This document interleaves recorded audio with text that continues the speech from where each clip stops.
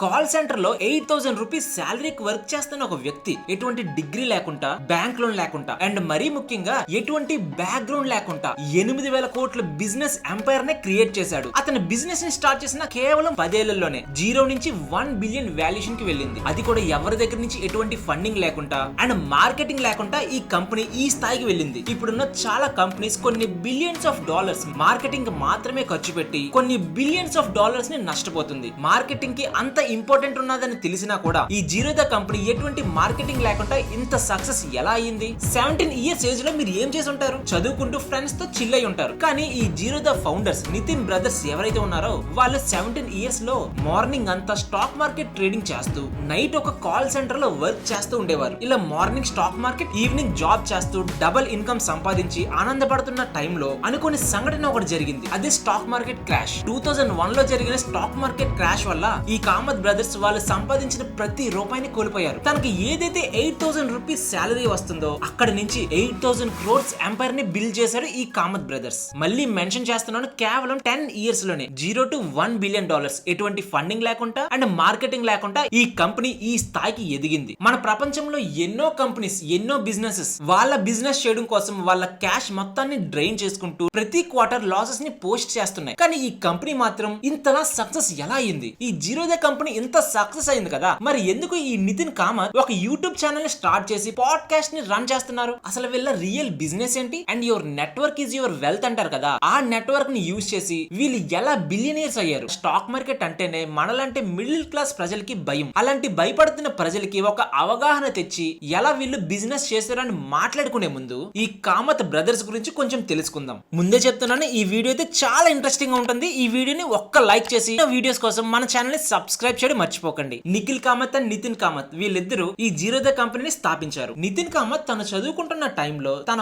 Marwadi friend stock market గురించి తనకి explain చేశాడు. నితిన్ కామత్ అయితే చదువుతున్నాడు కానీ తనకి చదువు మీద ఏ మాత్రం ఇంట్రెస్ట్ లేదు. ఆ తర్వాత తన స్టాక్ మార్కెట్ గురించి తెలుసుకున్న తర్వాత తన చదువుని పక్కన పెట్టి స్టాక్ మార్కెట్ లో ట్రేడింగ్ ని స్టార్ట్ చేశారు. అలా కొన్ని రోజుల తర్వాత ఒక కాల్ సెంటర్ లో 8,000 రూపీస్ శాలరీకి జాయిన్ అయ్యారు. మార్నింగ్ అంతా స్టాక్ మార్కెట్ ట్రేడింగ్ చేస్తూ నైట్ అంతా కాల్ సెంటర్ లో వర్క్ చేస్తూ ఉండేవాడు. ఆ సమయంలో ఒక రోజు నితిన్ కామత్ జిమ్ కి వెళ్ళిన టైంలో తన ఎన్ఆర్ఐ ఫ్రెండ్ తన దగ్గరికి వచ్చి స్టాక్ మార్కెట్ గురించి మాట్లాడుతుంటే నితిన్ కామత్ తన పోర్ట్ఫోలియోని చూపించాడు. అది చూసిన ఆ ఎన్ఆర్ఐ ఏం చేశాడో తెలుసా? వెంటనే ఒక చెక్ బుక్ తీసుకొని 25 lakhs రూపీస్ ఒక చెక్ ని రాసి తనకి ఇచ్చి, నా 25 lakhs ని కూడా నువ్వే మేనేజ్ చేయని చెప్పారు. ఇలా మేనేజ్ చేస్తున్న టైంలో కొన్ని రోజుల్లో మంచి ప్రాఫిట్సే వచ్చాయి. అది చూసిన తర్వాత అదే ఎన్ఆర్ఐ ఫ్రెండ్ మరికొంతమంది క్లయింట్స్ ని తీసుకొచ్చారు ఈ నితిన్ కామత్ కి. స్టార్టింగ్ లో అది చాలా ఈజీగా ఉండేది, ఎందుకంటే ఒక పోర్ట్ఫోలియోని మేనేజ్ చేయాలి అంటే వాళ్ళ యూజర్ నేమ్ అండ్ వాళ్ళ పాస్వర్డ్ ని టైప్ చేసి వాళ్ళ పోర్ట్ఫోలియోని మేనేజ్ చేయొచ్చు. కానీ ఎప్పుడైతే వీళ్ళకి క్లయింట్స్ ఎక్కువ అవుతున్నారో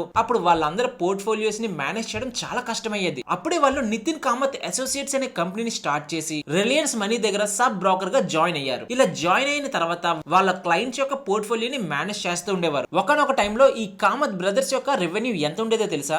ఎంటైర్ రిలయన్స్ మనీ రెవెన్యూ ఎంతైతే ఉంటుందో దానికన్నా ఈ కామత్ బ్రదర్స్ యొక్క రెవెన్యూ ఎక్కువగా ఉండేది. ఆ సమయంలో కామత్ బ్రదర్స్ కి ఒక ఐడియా వచ్చింది, మనం ఎందుకు ఒక బ్రోకింగ్ ఫిర్మ్ స్టార్ట్ చేయకూడదు? మనకి ఎలాగో ఇంతమంది క్లయింట్స్ ఉన్నారు కదా, మనం కూడా ఈ బిజినెస్ ని స్టార్ట్ చేస్తే ఖచ్చితంగా సక్సెస్ అవుతామని తెలుసుకున్నారు. కానీ అదే టైంలో 2008 లో ఫైనాన్షియల్ క్రైసిస్ వల్ల స్టాక్ మార్కెట్ మొత్తం పడిపోయింది. ఆ టైంలో స్టార్ట్ చేయడం చాలా రిస్కీ అని చాలా మంది చెప్పారు. కానీ ఈ కామత్ బ్రదర్స్ ఆగుతారా? ఎప్పుడైతే 2001 క్రాష్ లో వాళ్ళ మనీ మొత్తం ఆగిపోయినప్పుడు ఎలాగైతే వెనకడుగు వేయలేదో అలానే ఈ క్రాష్ లో కూడా వాళ్ళు వెనకడుగు వేయకుండా జీరోదా కంపెనీని స్టార్ట్ చేసి కేవలం 10 ఏళ్లలోనే 1 బిలియన్ వాల్యుయేషన్ కి చేరారు. ఇదంతా బాగానే ఉంది కానీ మార్కెటింగ్ లేకుండా, ఎటువంటి ఫండింగ్ లేకుండా అండ్ మరీ ముఖ్యంగా బ్యాక్గ్రౌండ్ లేకుండా వీళ్ళు ఇంతలా సక్సెస్ ఎలా అయ్యారు? వీళ్ళ సక్సెస్ రీజన్ ఏంటి అండ్ వీళ్ళు యూజ్ చేసిన స్ట్రాటజీస్ ఏంటి? ఇప్పుడు ఒక్కొక్కటిగా తెలుసుకుందాం. వీళ్ళు సక్సెస్ అవడానికి 3 రీజన్స్ ఉన్నాయి. ఫస్ట్ ఇది హ్యూజ్ కస్టమర్ టాలరెన్స్, అంటే చాలా మంది కస్టమర్స్ ఈ జీరోదా అకౌంట్ ఓపెన్ చేయడానికి ఇష్టపడుతున్నారు. And second word of mouth and third reversible shift. ఈ థర్డ్ మీకు క్లియర్ గా అర్థం అవ్వాలంటే ఒక చిన్న ఎగ్జాంపుల్ చెప్తాను. ఏదైనా ఒక పనిలో మనం అప్డేట్ అయ్యామనుకోండి, మళ్ళీ మనం ఓల్డ్ వర్షన్ కి వస్తామా? రాము కదా. ఫర్ ఎగ్జాంపుల్ కొన్ని ఇయర్స్ బ్యాక్ ఎవరితోటైనా ఏమైనా మాట్లాడాలనుకున్నాం అనుకోండి, మనం ఏం చేసేవాళ్ళం? ఫోన్ లో టెక్స్ట్ చేసేవాళ్ళం. ఎప్పుడైతే మనకి వాట్సాప్ ఇంట్రడ్యూస్ అయిందో ఆ టెక్స్ట్ ని వదిలేసి వాట్సాప్ లోకి వెళ్ళాం. ఇలా వెళ్ళిన వాళ్ళు ఎవరైనా మళ్ళీ నార్మల్ టెక్స్ట్ దగ్గరికి వస్తారా? రారు కదా. ఇదే ఇర్రివర్సిబుల్ షిఫ్ట్ అని అంటారు. సేమ్ ఇలానే ఎవరైతే ఈ జీరోదా ప్లాట్ఫామ్ ని యూజ్ చేస్తారో వాళ్ళకున్న ట్రాన్స్పరెన్సీ అండ్ యూఏ డిజైన్ తో అండ్ మరీ ముఖ్యంగా వాళ్ళ వర్డ్ ఆఫ్ మౌత్ మౌత్ తో మళ్ళీ దానిని వదిలి వెనక్కి వెళ్లేవారే కాదు. ఈ 3 రీజన్స్ వల్ల ఈ కంపెనీ అనేది సక్సెస్ అయింది. కానీ ఈ 3 రీజన్స్ ఎలా వచ్చాయి, దేని వల్ల వచ్చాయి, దానికి వీళ్ళు యూజ్ చేసిన స్ట్రాటజీసే మూల కారణం అని చెప్పాలి. జీరోదా కంపెనీని స్టార్ట్ చేసిన డే 1 నుంచి మార్కెట్ లో ఏదైనా ప్రాబ్లమ్స్ ఉంటే దానిని రెక్టిఫై చేద్దామని అనుకుండేది. నిఖిల్ కామత్ స్టాక్ మార్కెట్ లో యాక్టివ్ ట్రేడర్. ట్రేడర్స్ కి ఏవేవైతే ప్రాబ్లమ్స్ ఉన్నాయో అతనికి ప్రతిదీ తెలుసు. ఒకప్పుడు స్టాక్ మార్కెట్ లో బ్రోకరేజ్ చాలా ఎక్కువగా ఉండేది. వినడానికి తక్కువగానే ఉంటుంది 1% అని, కానీ అది ఎంత ఎక్కువ తెలుసా? సపోజ్ మీరు 1 lakh రూపీస్ షేర్స్ కొన్నారనుకోండి, బ్రోకరేజ్ అనేది 1000 రూపీస్ కట్టాలి. అదే 1 lakh షేర్స్ ని మళ్ళీ అమ్ముదాం అనుకుంటే మరొక 1% పట్టాలి. అంటే టోటల్ బై చేసి సెల్ చేసినందుకు 2000 బ్రోకరేజ్. మనం ప్రాఫిట్ లో ఉంటే ఓకే, కానీ లాస్ లో ఉన్నా కూడా ఈ 2000 ఖచ్చితంగా కట్టాల్సిందే. 2000 అంటే తక్కువ కాదు కదా. అండ్ ఈ జీరోదా ఫౌండరే చెప్తారు, ఎవరైతే స్టాక్ మార్కెట్ లో ట్రేడింగ్ చేస్తారో వాళ్ళలో సుమారుగా 90% పీపుల్ ఖచ్చితంగా లాస్ అవుతున్నారు అని. అలాంటి వాళ్ళు కూడా బ్రోకరేజ్ అంతలా కట్టాలంటే ఎంత కష్టమో చెప్పండి. అది ఎలాగో ఈ నితిన్ కామత్ కి తెలుసు. సో దానిని ఎలాగైనా రెక్టిఫై చేయాలి అని వాళ్ళు డిస్కౌంట్ బ్రోకర్ అనే పేరుతో ముందుకు వచ్చారు. అంటే మీరు ఏ ట్రేడ్ అయినా చేయండి, బై చేయండి, సెల్ చేయండి, ఫ్లాట్ 20 రూపీస్ మాత్రమే బ్రోకరేజ్ గా తీసుకునేవారు. సపోజ్ ప్రీవియస్ గా మీరు 1 lakh షేర్స్ ని కొన్నారనుకోండి, మిగిలిన బ్రోకర్స్ అయితే 1000 రూపీస్ తీసుకుంటారు. కానీ ఈ జీరోదా మాత్రం అలా కాదు, 20 రూపీస్ ఫ్లాట్ ఫీని తీసుకునేది. 1000 ఎక్కడ, 20 రూపీస్ ఎక్కడ, ఎంత డిఫరెన్స్ చూడండి. ఇలా ఈ డిస్కౌంట్ బ్రోకర్ అనే పేరుతో entire stock market brokerage industry మొత్తాన్ని మార్చేసింది. ఇప్పుడు ఎక్కడైనా చూడండి, ప్రతి బ్రోకర్ డిస్కౌంట్ బ్రోకర్ అనే పేరుతోటే ఉంటారు. ఇది స్టార్ట్ అయింది జీరోదా నుంచే.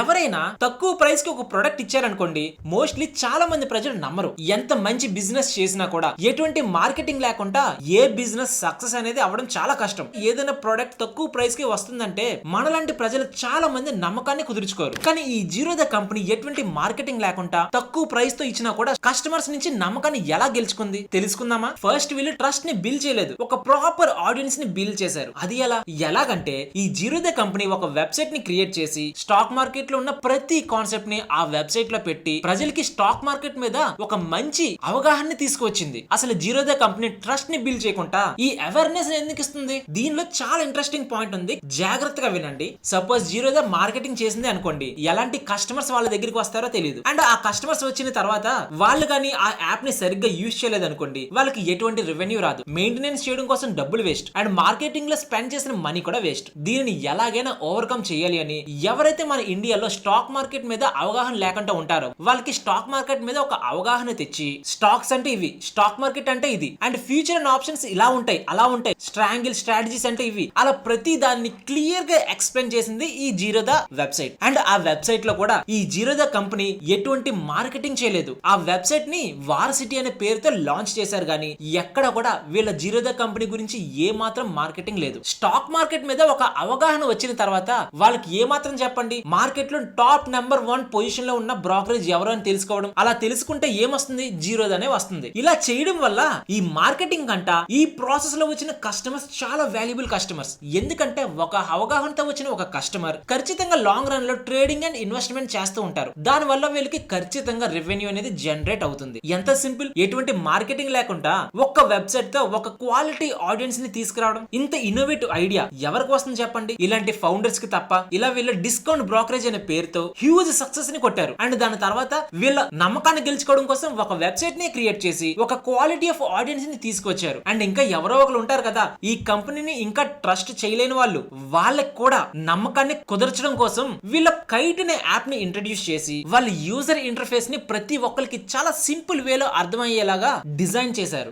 ఎంతలాగంటే వీళ్ళ కన్సోల్ లోకి వెళ్లి చూస్తే చాలా ట్రాన్స్పరెన్సీగా ఉంటుంది. మన డబ్బులు ఎక్కడికి వెళ్తున్నాయి, ఏమవుతున్నాయి, ఏ స్టాక్స్ కొన్నాం, ఆ స్టాక్స్ ఎవరి పేరు మీద ఉన్నాయి, అండ్ మరీ ముఖ్యంగా ఎన్ని షేర్స్ కొంటే ఎంత బ్రోకరేజ్ అవుతుందని క్యాలిక్యులేటర్ ను కూడా వీళ్ళు యూజ్ చేసి చాలా సింప్లిఫైడ్ గా ప్రతి దానిని ప్రతి ఒక్కరికి అర్థమయ్యేలాగా చేశారు. ఒక బ్రోకర్ దగ్గర కొన్ని లక్షల డబ్బులు పెట్టాలంటే మనలాంటి మిడిల్ క్లాస్ పీపుల్ కి ఎంత భయం ఉంటుంది. అలాంటిది మన డబ్బులు ఎక్కడికి ఎలా వెళ్తున్నాయి అనేది క్లియర్ గా ట్రాన్స్పరెంట్ గా చూపించడంతో ఈ కంపెనీ మీద ప్రతి ఒక్కరికి నమ్మకం వచ్చింది. ఇంత తెలివిగా ఇలాంటి స్ట్రాటజీస్ యూజ్ చేసినా కూడా కేవలం 10 ఇయర్స్ లోనే 0 నుంచి 1 బిలియన్ వాల్యుయేషన్ కి ఎటువంటి మార్కెటింగ్ లేకుండా అండ్ మరీ ముఖ్యంగా ఫండింగ్ లేకుండా వెళ్ళడం చాలా కష్టం. చాలా సందర్భాల్లో ఖచ్చితంగా ఫండింగ్ అనేది అవసరం అవుతుంది. కానీ మరొక పక్క చూస్తే ఎంతో ఫండింగ్ చేస్తున్న బైజూస్ లాంటి కంపెనీస్ ఇన్వెస్టర్స్ నుంచి ప్రెజర్ రావడంతో నష్టాలని చూసింది. దేని డ్రాబ్యాక్స్ దానికి ఉన్నాయి, దాని గురించి ఇప్పుడు మాట్లాడుకోవట్లేదు. కానీ ఫండింగ్ లేకుండా ఖచ్చితంగా బిజినెస్ ని రన్ చేయడం చాలా కష్టం. మరి వీళ్ళు ఎలా సక్సెస్ అయ్యారు? వీళ్ళ స్ట్రాటజీస్ ని దేనికి యూజ్ చేశారు?